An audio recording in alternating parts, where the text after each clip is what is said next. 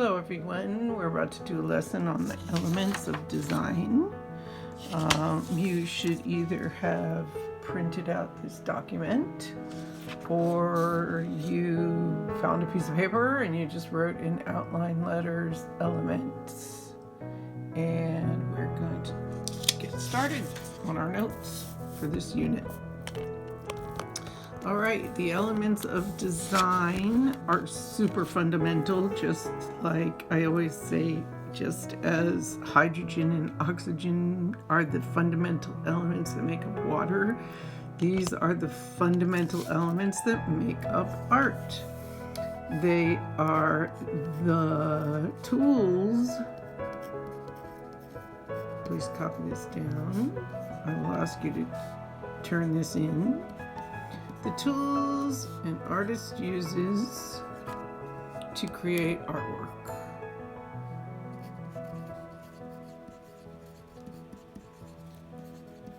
And there are 7 of them. There are 7 elements of design.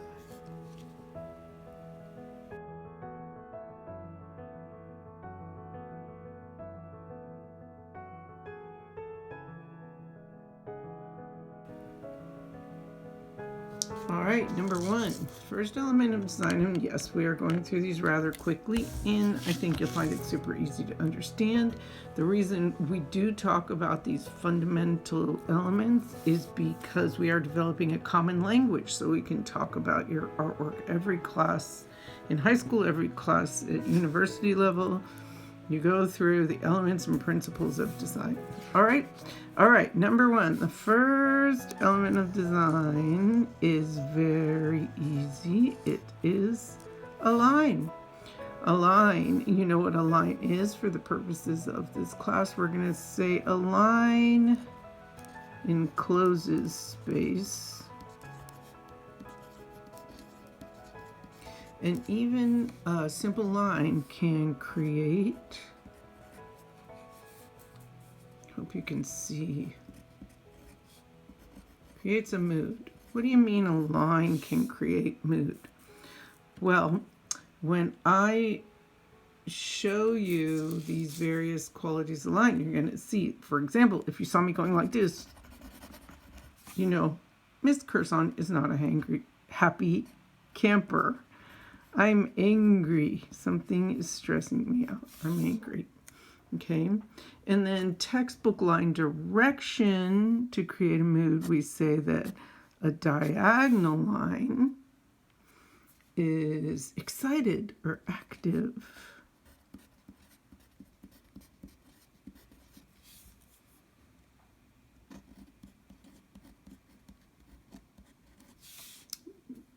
A horizontal line,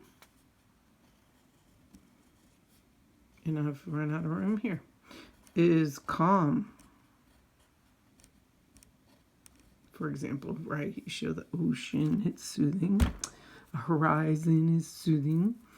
And in terms of line direction, vertical lines would indicate stress. Okay, what we're going to do in this exercise is fill each of these letters with one of the elements. So inside the first E, we're going to fill it with lines. So now on your own, what mood are you in? Draw some quality of line in your first E for element. Swirls, I love swirls. Okay, got it? Cool.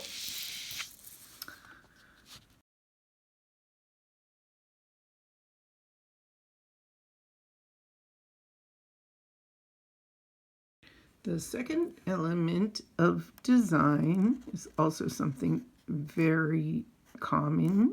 We're going to say a couple of things about shapes that we will point out as you create your projects in class. A shape. What do you need to know about a shape? Well, shapes are two-dimensional.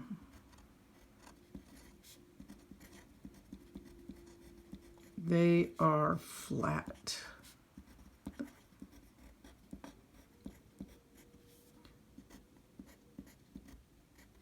In other words, a shape only has length and width.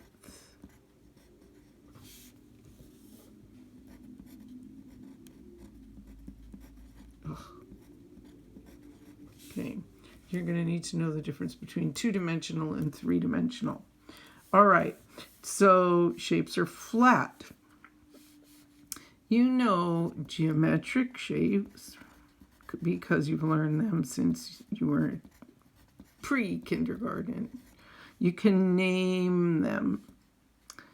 And when you use them in artwork, we say it's a more formal presentation. So, of course, geometric shapes are like a triangle, a circle, a square, a rectangle.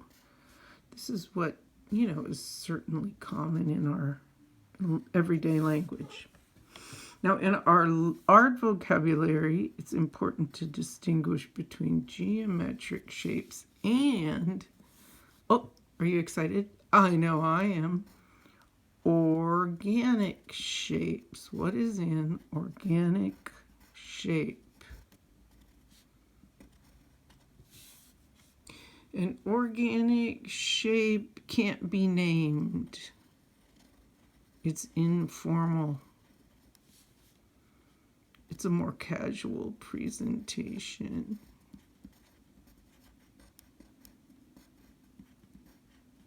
Okay, so they both create a very different mood, just like the different lines create a different quality of lines, create a different mood, different shapes do as well. So we will distinguish between geometric and organic shapes. So you're always telling a story with everything you make, right? What the line quality, the shapes you use, and other elements we're about to get into. Okay, so the second, the L here, I'm going to ask you to put in shapes, second element of design. What type are you? Are you an analytical person that prefers those geometric shapes? Everything has to fit precisely together. Or are you an organic shape kind of person? In any case, please take a moment to fill your L with shapes. This is a lead-in to a short exercise / project we're going to do. Remember, a shape encloses a space. Okay? Second element of design. You've got line, shape,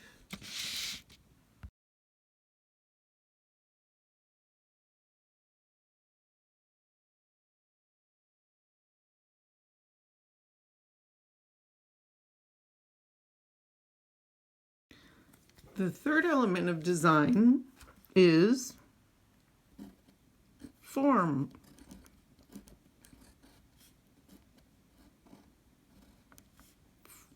What do you need to do to make your notes interesting? But I should be doing this in color, huh?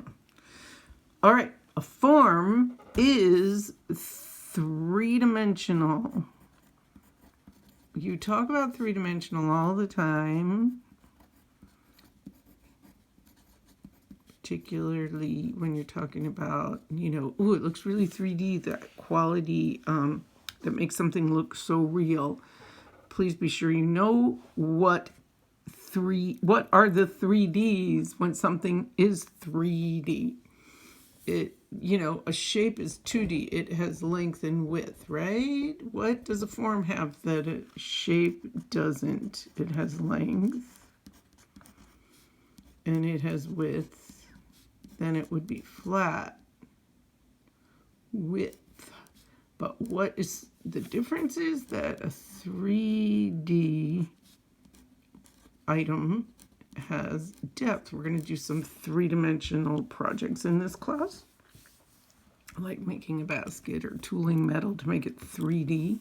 We'll also do some flat art, both. Okay, so length and width and depth. If you go shopping for furniture, you're going to see L times W times D. And that is the length, width, and depth. Sometimes people say height for that third dimension. Okay, so the difference between 2D and 3D is that a form has depth, right? Okay, so a square is a shape, and yes, draw this in your notes. Do the best you can. I'm not grading you on your ability to draw in perspective. But a form has depth. So in your artwork, sometimes you will literally be creating three-dimensional art in our class.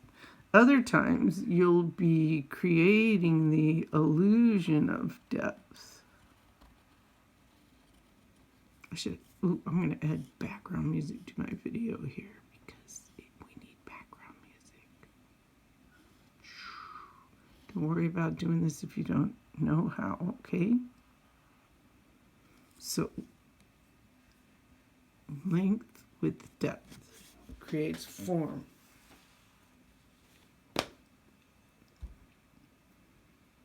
All right, and so you guessed it, folks. Back to the next letter. The E, we're going to create form. There's two ways to do this. You could literally make the E into a form.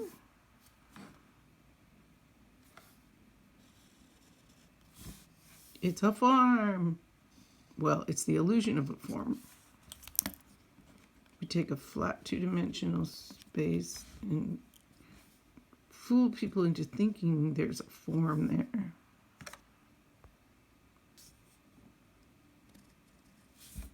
Now, if you don't know how to make a letter three-dimensional, you can just throw some little forms inside. That's fine too.